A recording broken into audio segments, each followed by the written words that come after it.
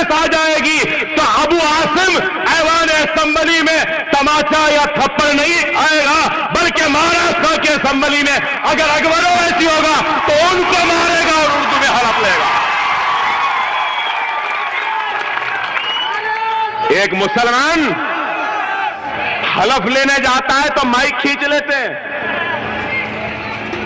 अरे आंध्रा में आओ ना,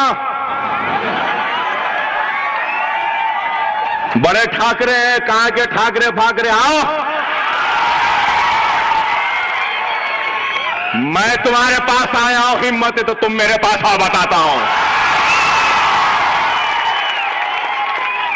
अगर मजलिस होगी ना, अगर मजलिस ऐवान असेंबली में होती महाराष्ट्र की, तो किसी मां के जने में हिम्मत नहीं है मुसलमान के खिलाफ आवाज उठाने की। हरामजादे दोन भाऊ आहेतच,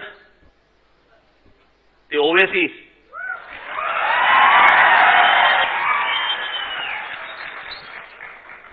साली ही खुर्ची सगळी इथेच येणार, वाटेल ते तोंडाला येतील ते बडबडत बसतात ही माणसं, त्यांच्यावरती काही नाही। आणि मी प्रामाणिकपणे महाराष्ट्राची मराठी माणसाची बाजू मांडली, माझ्यावर 92 केसेस टाकता आणि ह्यांच्यावर एक पण केस टाकत नाही तुम्ही।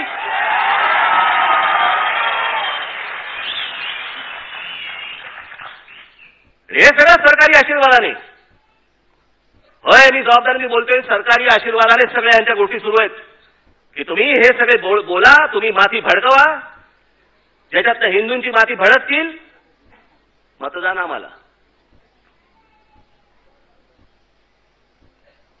वेड्या वाकड्या गोष्टी मी महाराष्ट्रात नाही सहन करणार।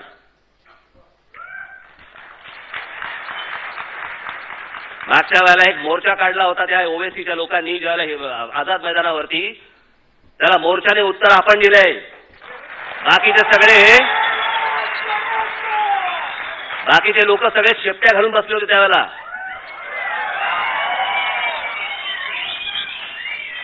कोण पुढे नव्हते आले आणि आपण मोर्चा जाहीर केल्यावरती मग तिकडे जा, मग त्या काहीतरी स्मारकाला बघा, डागडुजी करा, काही लागलं तर नाही ना, तेव्हा कोणाची हिंमत नाही झाली।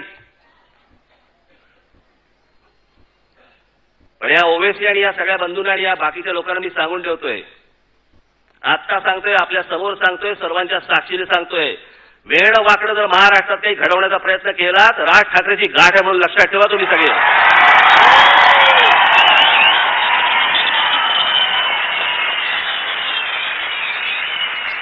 रस्त्यावर बाहेर काढून फोडून काढेल।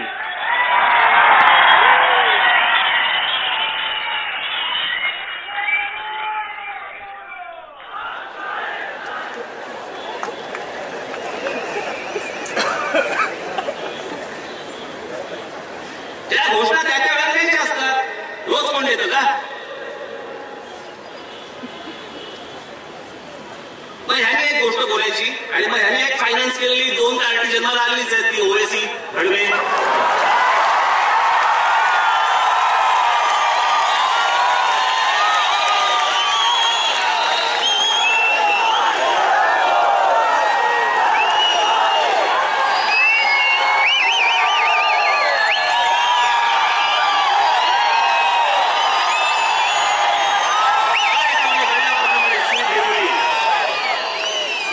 सुरी फिरवली तरी भारत माता की जय म्हणणार नाही, हे महाराष्ट्रात फिरवतो।